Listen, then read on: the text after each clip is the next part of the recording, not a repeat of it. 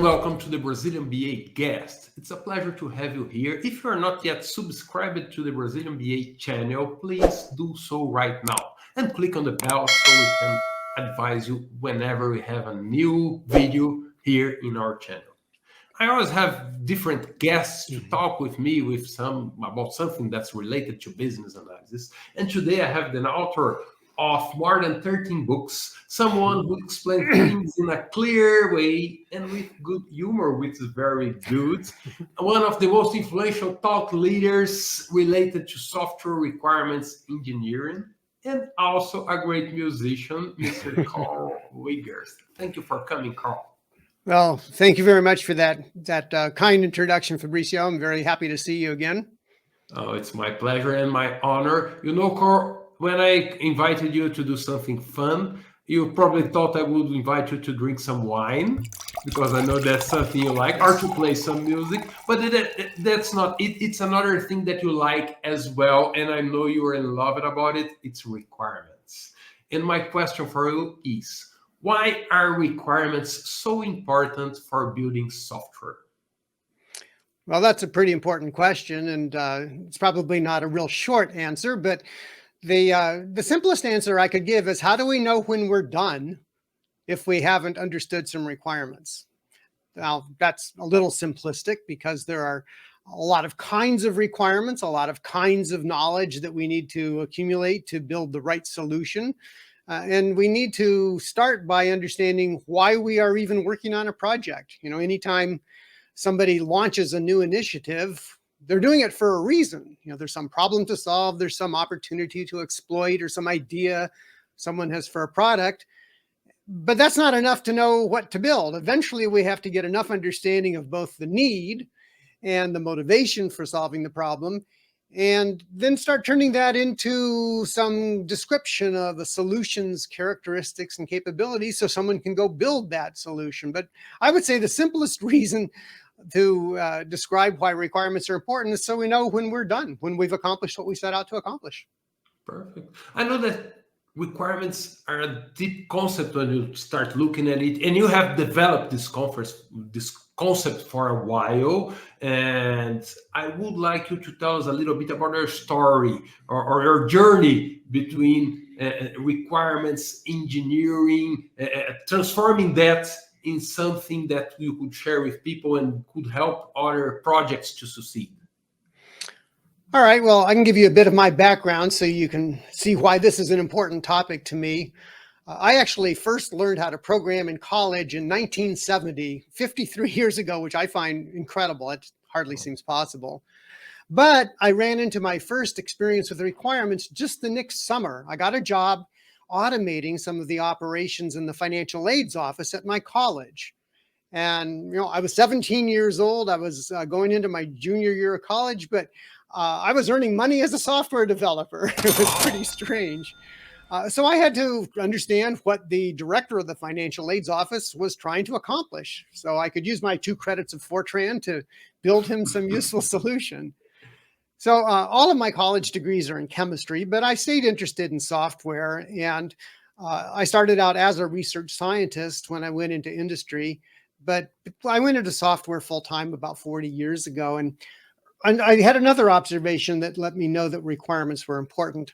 Early in my career, I would sometimes have an initial idea for some program I wanted to write, and I'd start writing code too early. I would sometimes find myself doing a lot of fixing and redoing and chasing to try to figure out, fumbling around without really understanding what I was trying to accomplish. And sometimes I'd start to panic because I could tell the program was out of control. I don't know if you've ever had that experience, but I learned then I had to take a step back and think more carefully about what my requirements were, again, at these several levels. You know, why am I working on this at all? What am I hoping to accomplish? Who cares about it?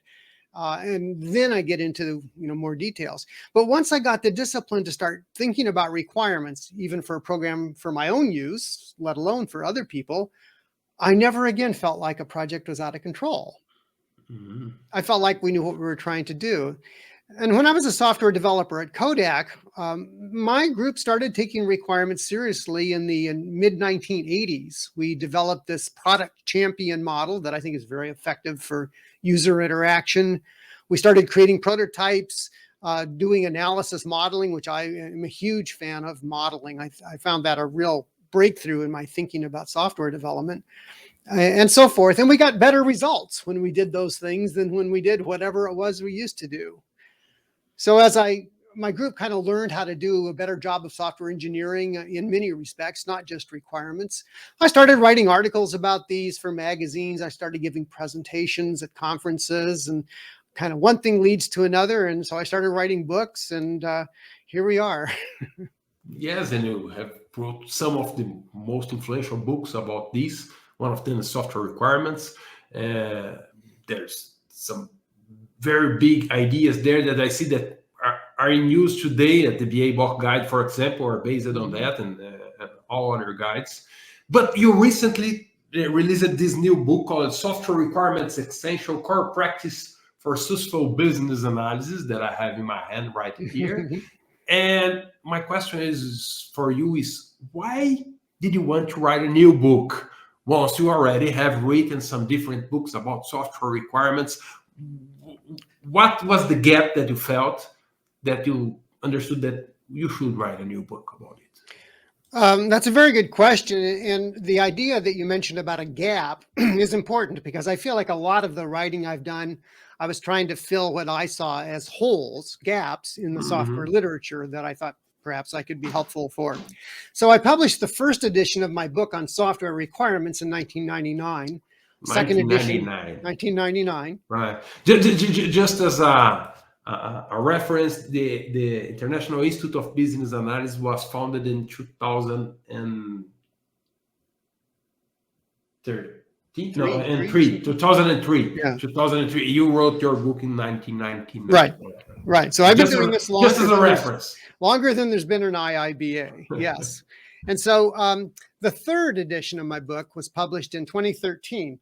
And this is a rather large book, as you can see. Yes. Okay? It's almost 650 pages long.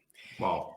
But I realized, there's a lot of good stuff in here. My co-author, Joy Beatty, added a great deal of stuff. But we realized, or at least I realized, busy people, BAs, product owners, product managers, requirements engineers, don't always have the time to read a great big book. Now, you don't have to read the whole thing. You just read the parts you care about. But something interesting happened a year ago. I posted an article on my medium.com site titled The 6 Most Important Requirements Practices. And I just felt like writing an article. I just a short article, maybe 12 or 1300 words. But the response to that article was enormous, much larger than I expected. I was totally surprised. But that made me think perhaps there would be interest in a short book on requirements, because there are a lot of big books with a huge amount of information on requirements and business analysis, many, many dozens of practices that they cover. And so I realized I could distill the good stuff in this big book down to a slightly smaller book. Yes. So that new one that you showed, the Software Requirements Essentials, the core content is only about 160 pages. And but it's very concentrated. There's a lot of information in there. And we talk about these 20 core practices that I think apply to virtually every project, regardless of the type of product they're building or their development life cycle. And I enlisted the assistance of a co-author, Candace Hokanson, who has a lot of Agile experience.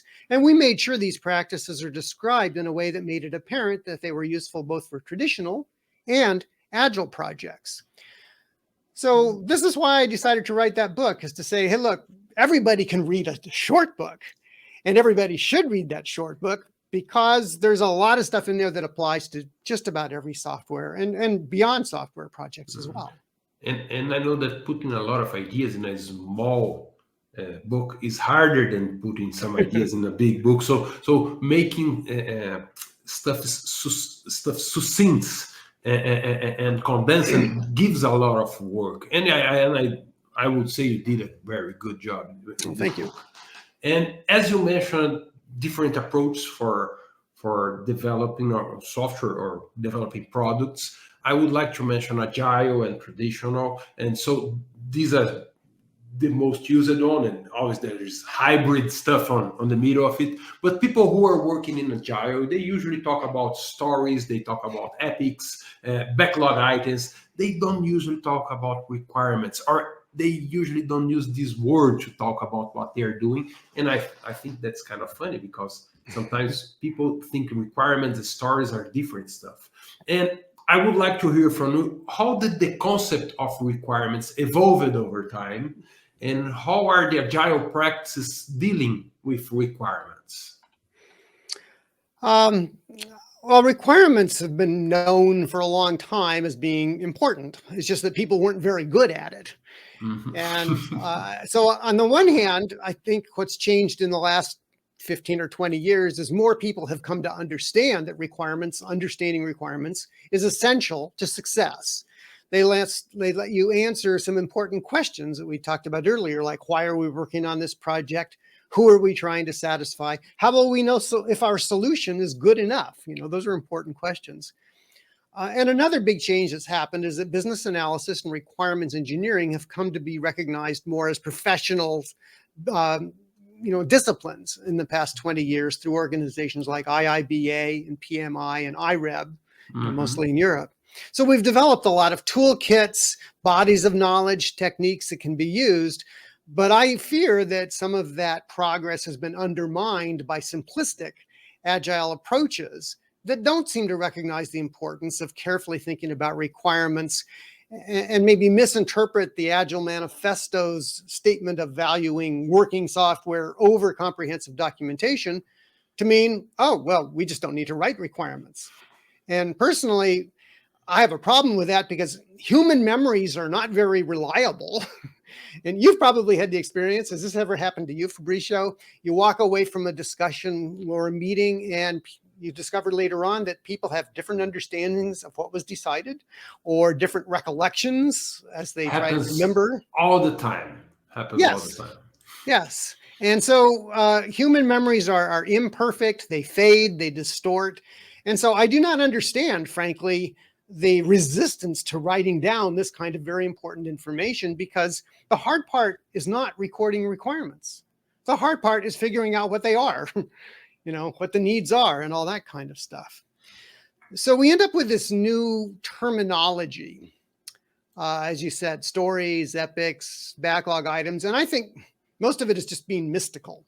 We don't want to call them requirements. We're going to call them something else. Now, I think we've made some progress, actually. The traditional format of a user story goes beyond, say, a simple use case user goal statement by giving some context, what stakeholders are interested in this, as a kind of stakeholder or user. That's helpful.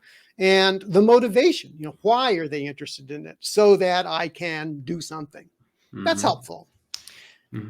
But I don't know which, maybe those are all requirements. It's not totally clear. Maybe some of them are. And yet the thing we need to remember is that all project teams, agile or traditional or hybrid, encounter the same set of requirements related knowledge. There are traditional terms for that kind of knowledge, like business requirements, user requirements, functional requirements, quality attributes, data requirements, business rules, and so forth. Just the fact that you're taking a different software development approach doesn't change the fact that developers need that same knowledge, that same information, to be able to build the right solution correctly. That hasn't changed.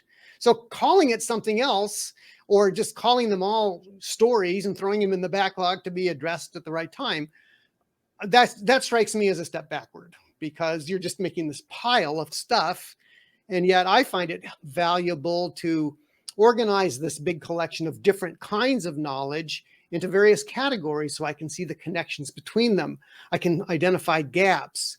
I can represent information in the most effective communication form for other people, depending on the kind of information it is. And so I don't think there's anything special about agile requirements, but I think there's this terminology that maybe masks the fact that we're still talking about requirements. For sure. And undoubtedly, if you can structure requirements in a way that makes sense and can correlate with each other, that all makes a lot of more sense. It's easier to understand, easier to analyze, and you can use stories as a technique because they're a nice and good technique for that, but they're still requirements. Because the goal of all requirements development work is clear and effective communication. Perfect. It's not purity of style. It's not rigid conformity to some rule book.